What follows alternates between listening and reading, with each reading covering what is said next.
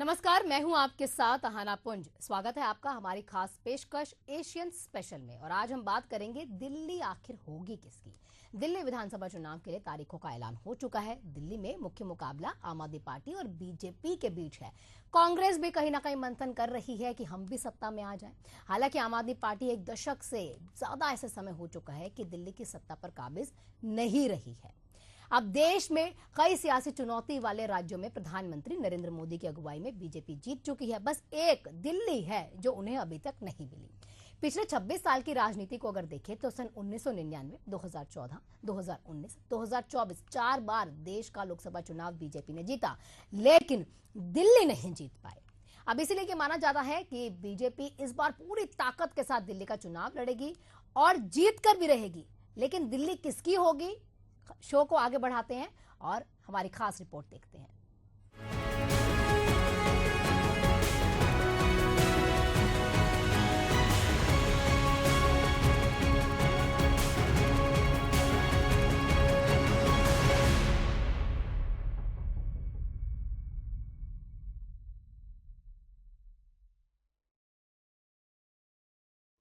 चुनाव आयोग ने दिल्ली विधानसभा चुनाव की तारीखों का ऐलान कर दिया है। राज्य के 3 प्रमुख दल यानी कि आम आदमी पार्टी, बीजेपी और कांग्रेस पहले ही चुनावों को लेकर अपनी तैयारियों में जुटे हुए हैं। अब प्रत्याशियों को मैदान में उतारने का सिलसिला भी लगातार जारी है। तारीखों की घोषणा तो जैसे ही हुई, इसके बाद राजनीतिक दल और प्रचार प्रसार में लग गए, या ये कह सकते हैं उनके बीच युद्ध छिड़ गया।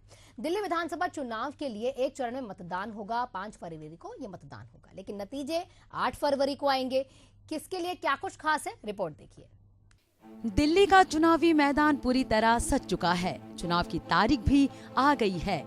आम आदमी पार्टी, बीजेपी और कांग्रेस तीनों टीमों ने अपनी कमर कस ली है। चुनाव आयोग के मुताबिक 5 फरवरी को चुनाव के लिए वोटिंग होगी, तो वहीं 8 फरवरी को नतीजे आएंगे। मतगणना के बाद पूरी चुनाव प्रक्रिया 10 फरवरी तक पूरी हो जाएगी। चुनाव के लिए नोटिफिकेशन 10 जनवरी को जारी किया जाएगा। इसी के साथ नामांकन की शुरुआत हो जाएगी। चुनाव आयोग के मुताबिक नामांकन दाखिल करने की आखिरी तारीख 17 जनवरी है। नामांकन पत्रों की जांच की तिथि 18 जनवरी है। वहीं नाम वापस लेने की अंतिम तिथि 20 जनवरी है। चुनाव आयोग की घोषणा के साथ ही दिल्ली चुनाव का काउंटडाउन शुरू हो गया है। दिल्ली की 70 विधानसभा सीटों में से 12 आरक्षित है और बाकी 58 सामान्य सीटें हैं। मतदाताओं की बात करें तो दिल्ली में कुल 1,55,00,000 मतदाता है। इनमें से 83,49,000 पुरुष और 71,74,000 महिला वोटर है। दिल्ली में पहली बार वोट करने वाले मतदाताओं की संख्या 2 लाख है। वहीं 13,000 से अधिक पोलिंग बूथ बनाए गए हैं।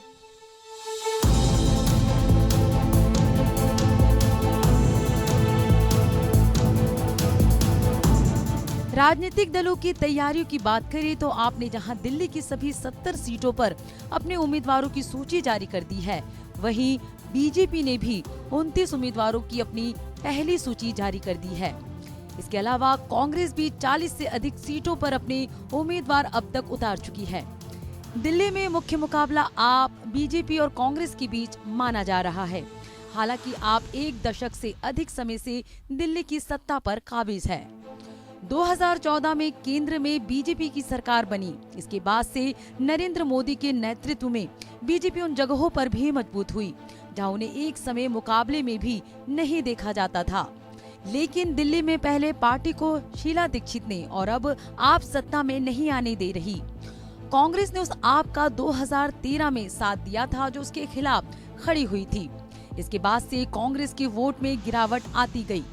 कांग्रेस के वोट आपके खाते में चले गए क्योंकि बीजेपी के वोट तो 30% से अधिक बने हुए हैं।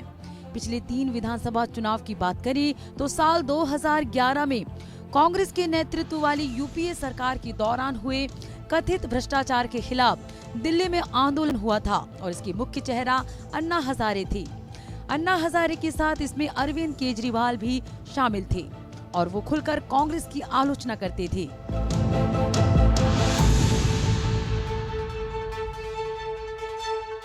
2013 में अरविंद केजरीवाल की आप विधानसभा चुनाव में उतरी और उसने अपने पहले ही चुनाव में 70 में 28 सीटें जीत ली।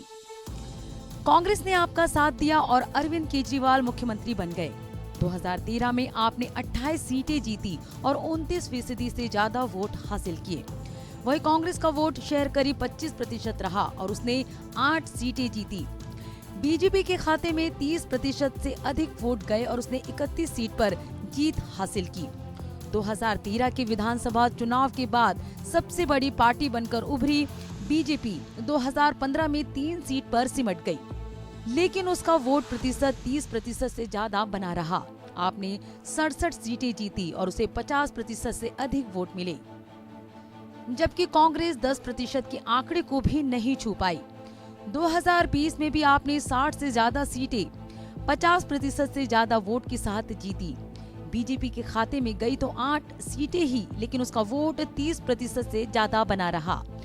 कांग्रेस का 2015 और 2020 की दिल्ली विधानसभा चुनाव में खाता भी नहीं खुला। लोकसभा चुनाव की बात करें तो 2014, 2019 और 2024 तीनों लोकसभा चुनाव में दिल्ली की 7 लोकसभा सीटें बीजेपी के खाते में गई। हालांकि विपक्षी गठबंधन इंडिया में शामिल कांग्रेस और आप 2024 के लोकसभा चुनाव में साथ मिलकर लड़े, लेकिन फिर भी बीजेपी ने 7 सीट जीत ली। 2013 का विधानसभा चुनाव और 2024 का लोकसभा चुनाव तो कांग्रेस और आप मिलकर लड़े, लेकिन कुछ ही महीने बाद केजरीवाल ने साफ कर दिया कि हम दिल्ली विधानसभा चुनाव में अकेले चुनावी मैदान में उतरेंगे। नतीजतन इस विधानसभा चुनाव में कांग्रेस और आप ने एक दूसरे के खिलाफ उम्मीदवार उतारे हैं।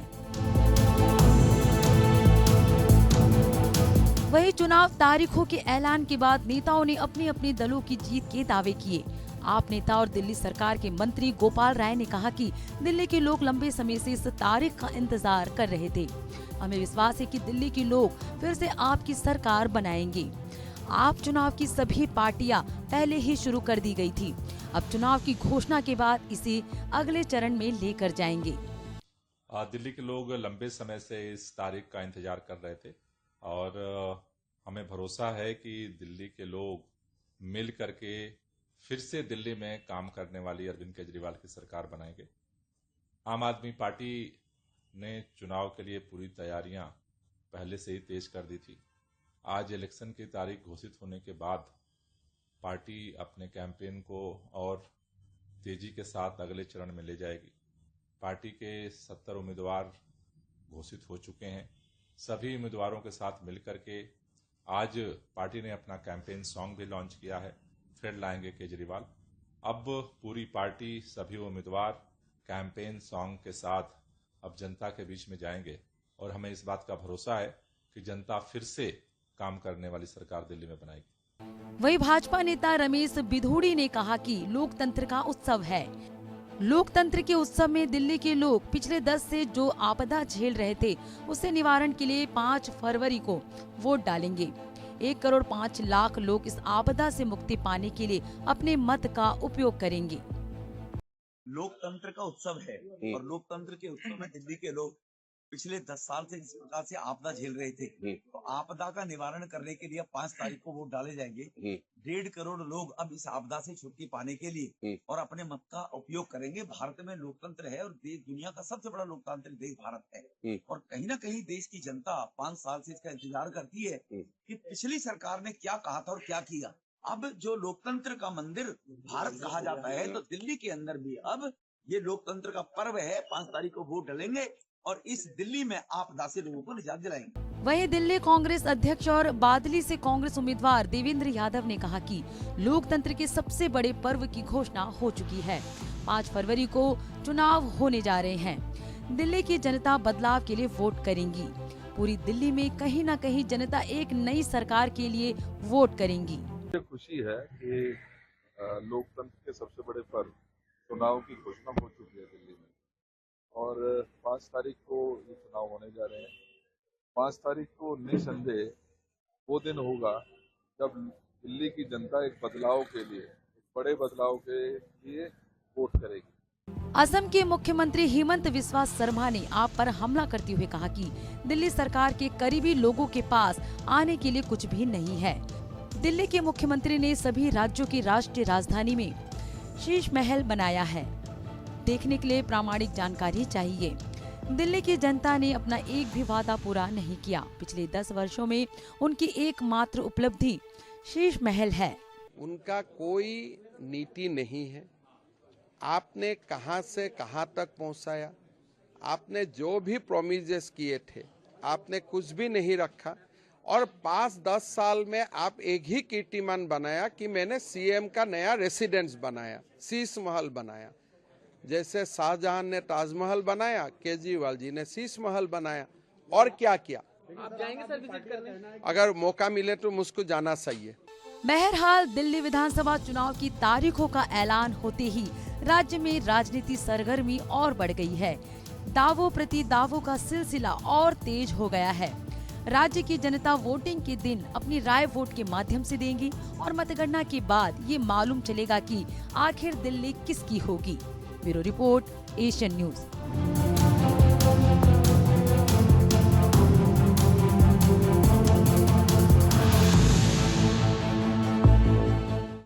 चुनाव की तारीखें आने के बाद दिल्ली में विधानसभा चुनाव को लेकर सियासी हलचल तेज हो चुकी है। राष्ट्रीय राजधानी में एक बार फिर से त्रिकोणीय मुकाबला होना है और एक और सत्तारूढ़ आम आदमी पार्टी, दूसरी तरफ कांटे की टक्कर दे रही बीजेपी मैदान में है, तो तीसरी ओर कांग्रेस भी। अब इस चुनाव की खास बात यह है कि अब तक इंडिया अलायंस, यानी जिसको हम इंडिया भी कहते हैं, इसका हिस्सा रही पार्टियां कांग्रेस और आम आदमी पार्टी दिल्ली में अकेले अकेले चुनाव लड़ रही है। अब इंडिया अलायंस के दूसरे सहयोगी यानी कि समाजवादी पार्टी और तृणमूल कांग्रेस ने आम आदमी पार्टी का समर्थन कर दिया है। रिपोर्ट देख लीजिए। दिल्ली विधानसभा चुनाव का नजारा लोकसभा चुनाव से अलग नजर आ रहा है, क्योंकि लोकसभा चुनाव के दौरान एक दूसरे के साथ कदम से कदम मिलाकर चलने वाली पार्टियां यानी आप और कांग्रेस अब चुनावी मैदान में एक दूसरे के खिलाफ कोई भी हथियार फेंकने से पीछे नहीं हट रही। दिल्ली विधानसभा चुनाव को लेकर सियासी पारा इस कदर गरमाया हुआ है कि इंडिया गठबंधन में दरार पड़ने जैसी स्थिति बन रही है। अब तक इंडिया गठबंधन का हिस्सा रही पार्टी कांग्रेस और आप यहां अकेले अकेले चुनाव मैदान में है, तो इंडिया गठबंधन के दूसरे सहयोगी सपा और तृणमूल कांग्रेस ने आपका समर्थन करने की बात कह दी है। चुनाव आयोग ने दिल्ली विधानसभा चुनाव के लिए कार्यक्रम की घोषणा किए जाने के बाद ममता बनर्जी की पार्टी तृणमूल कांग्रेस ने अरविंद केजरीवाल का समर्थन करते हुए कहा कि आप बीजेपी को हराए। टीएमसी नेता कुणाल घोष ने कहा कि हमें उम्मीद है कि दिल्ली में फिर से आम आदमी पार्टी की सरकार आएगी। उन्होंने कहा कि दिल्ली में बीजेपी का पूरी तरीके से सफाया हो जाएगा। हम लोग ये उम्मीद करेंगे कि वहाँ पर आम आदमी पार्टी का सरकार फिर से आए और भाजपा पूरी तरह उसको डिफीटेड होना चाहिए और दिल्ली का जनता भाजपा को पूरा पराजित करेंगे। इससे पहले सपा सुप्रीमो अखिलेश यादव ने भी आम आदमी पार्टी को समर्थन देने की बात कही थी। उन्होंने कहा था कि आम आदमी पार्टी के नेताओं के साथ मंच भी साझा करेंगे।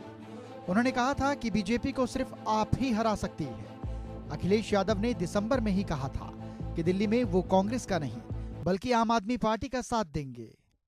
एक बात का और भरोसा दिलाता हूं कि समाजवादी पार्टी पूरी जिम्मेदारी से आपके साथ खड़ी है।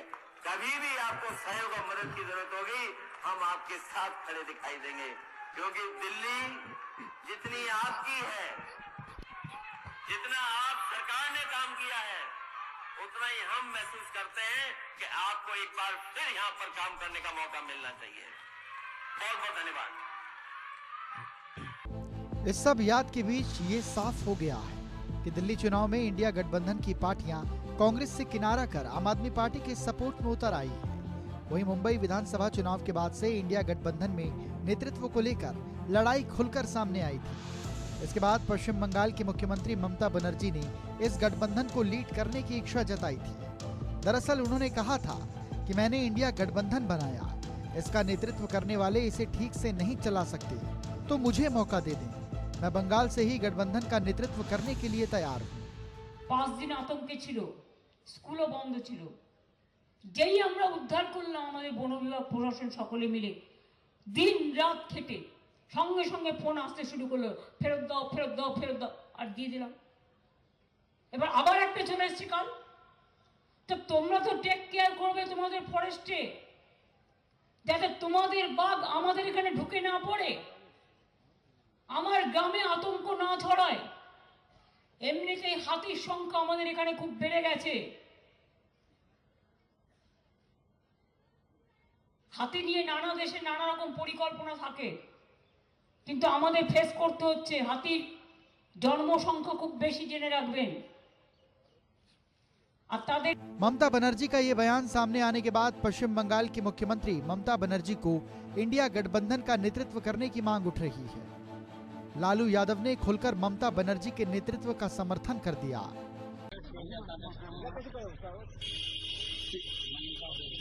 मुख्यमंत्री नीतीश कुमार यात्रा पे जा रहे लालू जी।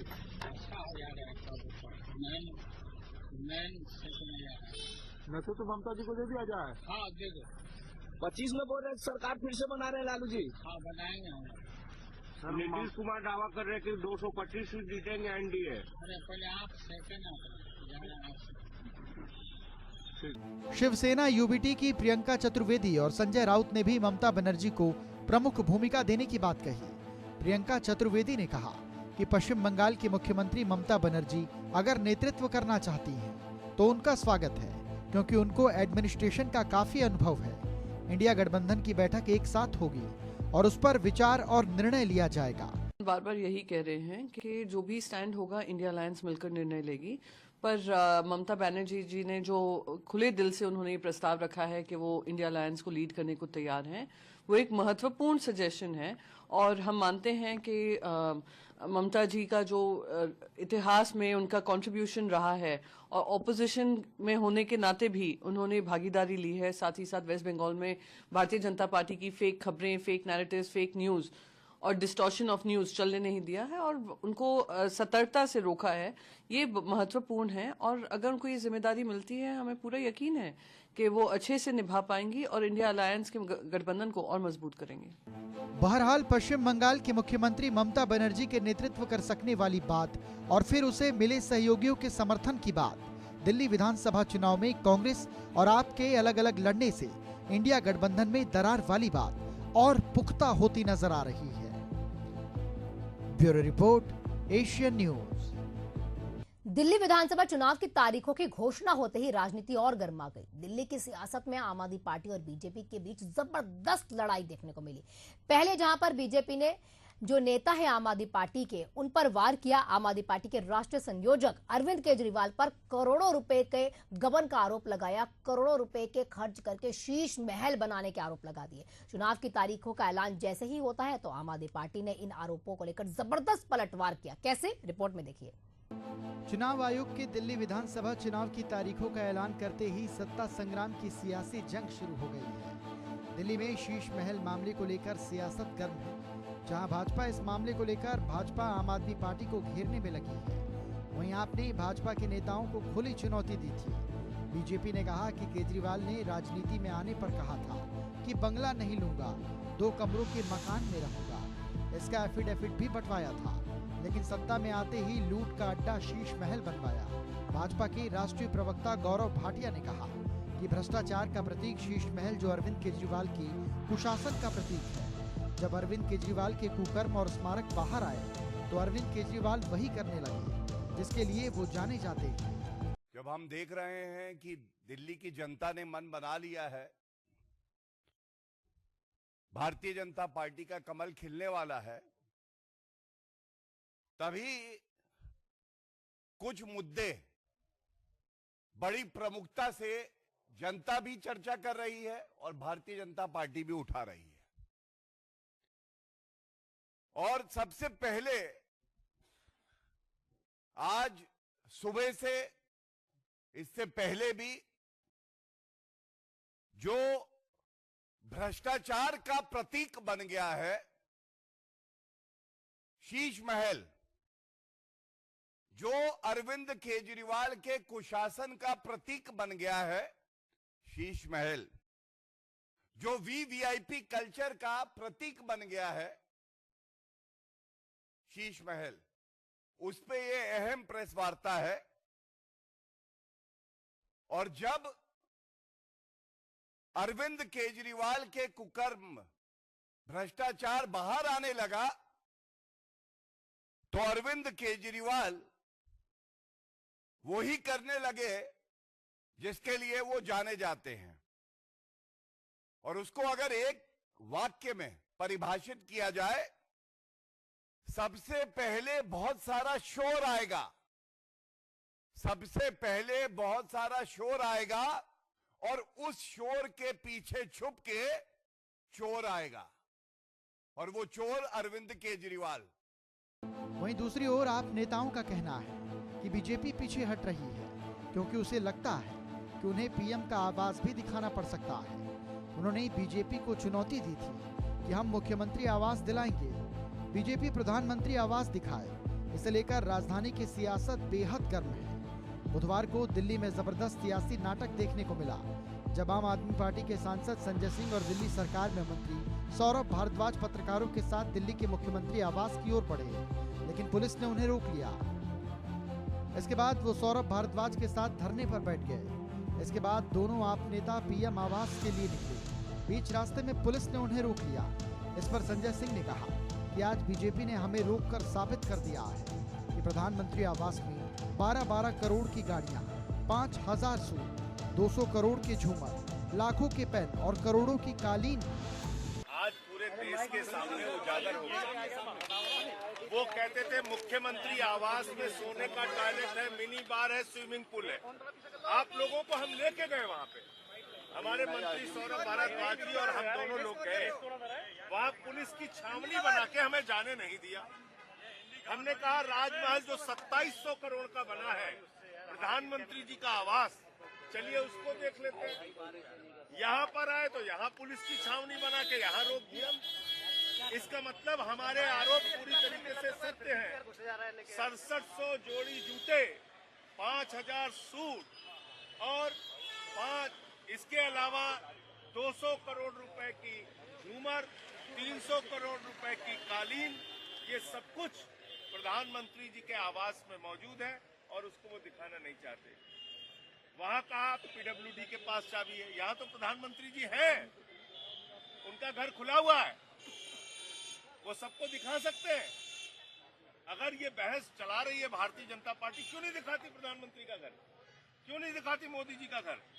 8400 करोड़ के जहाज में चलते हैं मोदी जी, 10-10 लाख की पेन इस्तेमाल करते हैं मोदी जी, दिन भर में 3-3 बार सूट बदलते हैं मोदी जी, 12-12 करोड़ की 6 गाड़ियां उनके काफिले में है और आप वो दिखाना नहीं चाहते। तो ये साबित हो गया कि मुख्यमंत्री आवास के बारे में जो झूठ फैलाया जा रहा था वो बिल्कुल ही भारतीय जनता पार्टी का एक दुष्प्रचार था, बीजेपी का दुष्प्रचार था। और प्रधानमंत्री के आवास में राजमहल के बारे में जो कुछ भी हमने कहा वो दिखाने के लिए बीजेपी तैयार नहीं है, मोदी जी तैयार नहीं, वो पीछे हट गए। इसका मतलब दाल में काला नहीं, पूरी की पूरी दाल काली। बहरहाल दिल्ली विधानसभा चुनाव की लड़ाई अब और तेज होती नजर आएगी। बीजेपी जहां केजरीवाल पर सीएम हाउस पर जनता के पैसे दुरुपयोग करने का आरोप लगा रही है, तो ही आप इसके जवाब में सीधे पीएम नरेंद्र मोदी पर निशाना साध रही है। Bureau report, Asian news. आज के हमारे खास पेशकश में फिलहाल इतना ही। बने रहिए हमारे साथ, देखते रहिए एशियन न्यूज।